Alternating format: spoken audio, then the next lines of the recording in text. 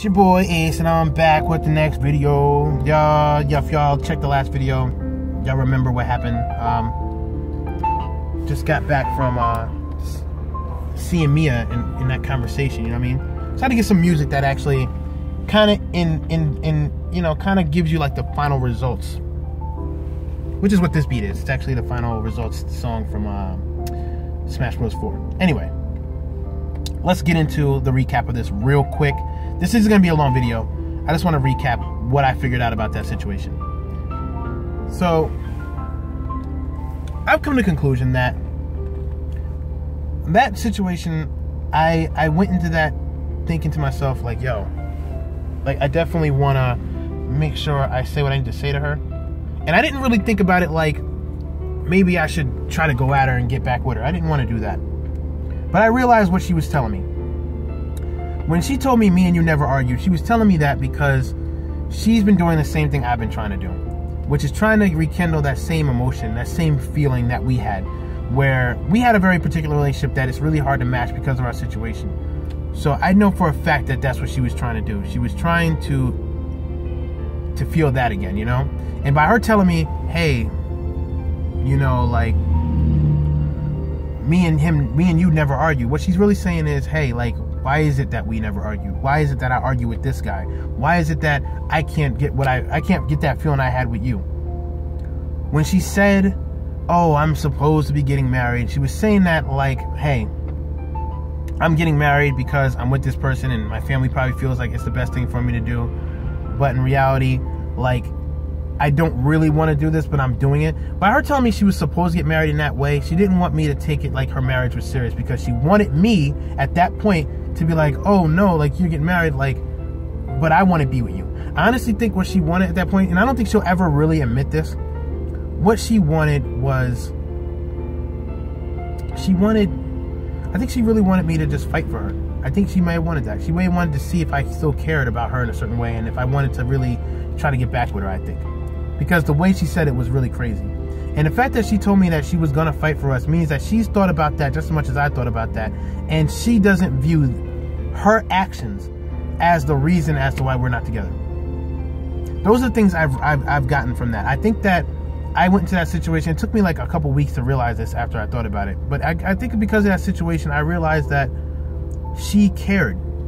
And that's all I really wanted to really know was, did she still care? Did she ever care? Does she, you know, how does she view this? Like, you know, it was a very powerful situation for me. It was a really interesting thing for me to have to deal with that.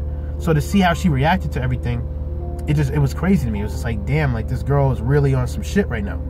And I feel like that situation was the last time I ever seen her. That was the last time I ever talked to her face to face.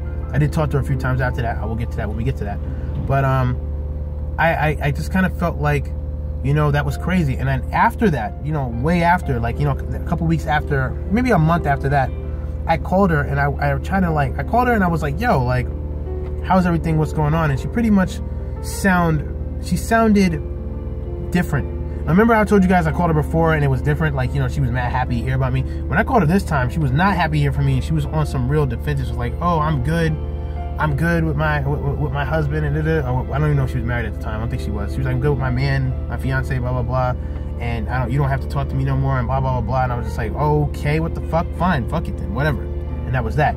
But I think that if I would have went back and I would have did that a little differently, and I would have probably tried to fight for her or really try to forcefully take my spot in her life, maybe something could have popped off from that.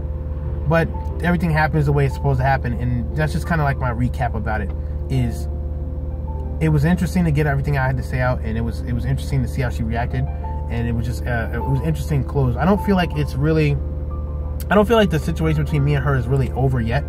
I think that sometime in my life, at some point, I'm gonna see her one more time, and I think the final time I see her, after her being married for so many years and after me going through so much stuff, I think when I see her one last time before I die, if I see her again, which I think I will, I think at that point, that will be the final closure to this situation, because it's really that big of a deal to me. She's an important person, and I just don't feel like that situation. I honestly, I think I wanted my friend back out of that whole thing. I just kind of wanted my friendship with her back, and I don't think that that's necessarily possible at this point, but it's definitely what I would actually want from that. And so that's my recap about that. You know, 5 minutes in. I'll tell you guys what happened. I got back on a plane. Let me change this. Let me change this track. But yeah, I got back on a plane to go back to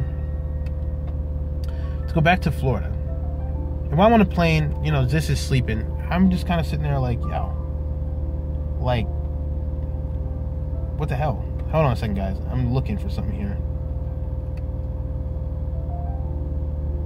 Oh, now I don't look for. Yeah, we're just changing the song. 1 second. Forgive me. All right.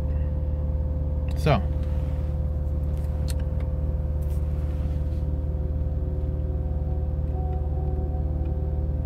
anyway. Yeah, there we go. All right, so. All right, I get back on a plane, right? And when I get on the plane, Zis is sleeping. I'm not sleeping. I'm just kind of chilling. And I realized something. I'm like, yo, I got to go back to the situation with Shadi. And I'm thinking to myself, I felt different. In seeing Mia and how I felt about her and how that whole conversation went, I kind of knew. I thought to myself, I was like, yo, I'm going to give this 3 strikes. And I'm going to be done with it. I'm like, if 3 more disrespectful or 3 more things happen between me and Shadi, I'm just going to stop this. And lo and behold, within 2 days, a couple things like that did happen, and I was done. I kind of broke up with her right before her birthday, which is kind of shitty. I didn't really want it to be like that, but I wanted to stick true to the fact that I can't deal with bullshit anymore. Like, not saying that she was bullshit, but I couldn't deal with arguing with her and having problems and things like that. So what I told her was, I was like, yo, like, I forgot, we got into an argument about something mad dumb. It might have been like over food or something. And I told her, I was like, yo, like, that's it, man. I'm like, it's over. She's like, what? I'm like, I can't be with you anymore, man. I'm like, I can't do this. I mean, I don't think this is good for me or for you. I just think that, you know, this just has to stop. She went ham, son. She went ham. She was on some, like, oh, what the fuck? Like, this is out of nowhere, blah, blah, blah, blah. But in reality, what it really was is that I just kind of felt like I'm not the best person for her. I stand true to that today. I honestly believe that we're a good match. We were a good match. And a lot of people would have been with her for the rest of their life and been good. It's just, good is okay, but great is better. I feel like me not being, like, leaving her life actually made her life better. Like, in some ways, and, you know, I kept my friend because of the way I did it respectfully. So I didn't, you know, I didn't cheat on her or anything, but I did it respectfully to the point where I didn't cheat, I didn't do anything. I just was like, yo, like, we're not gonna work, and I feel like there's somebody else out there better for you. And this is exactly what I told her. I was like, I feel like there's somebody else out there better for you, but you're not gonna find them dealing with me. Like, I have to be out of your way in order for you to be open enough to actually find this person. And we broke up. We separated rooms. We had a 3-bedroom place. I had the room on the far side of the house. She had the other room. She started dating people. Lo and behold, not too long after that, she meets some dude, and the first thing this dude says to her is, you know, I'm gonna make you my wife one day. And he did.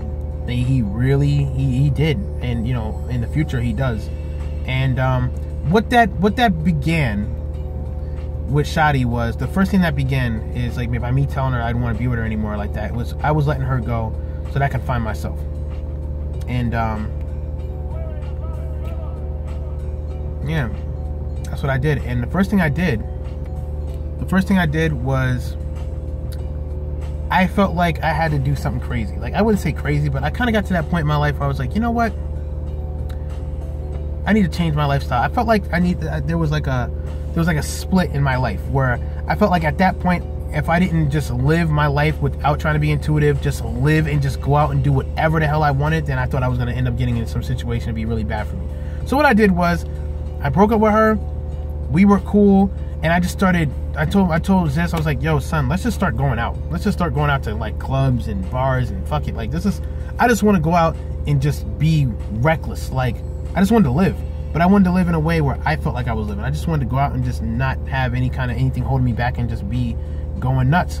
So at the end of that whole situation, I ended up staying in that house. So we broke up in November, and I didn't move out of there till March. So from November to March was just a wild out period. And I'm gonna get into that, like, where I was end up getting a new job at, like, this restaurant. And we're gonna pick up from that next video. Got a job at a restaurant, and I started drinking for the first time like in my life. Like really started drinking. I started going out to like bars and clubs, and I'm gonna explain that to you guys and let y'all know what that experience was like, because that shit was crazy. But we're gonna get into that. Once again, as always, I'm glad to be back to you guys, and I hope you guys enjoy, like, you know, me putting this out there, and we're gonna keep picking up, we're gonna keep going, you know what I mean, so I can catch up to today and let you guys know what the deal is and what's been going on, because we definitely need to catch up. It's your boy AsisGalvin, and I'm out. One.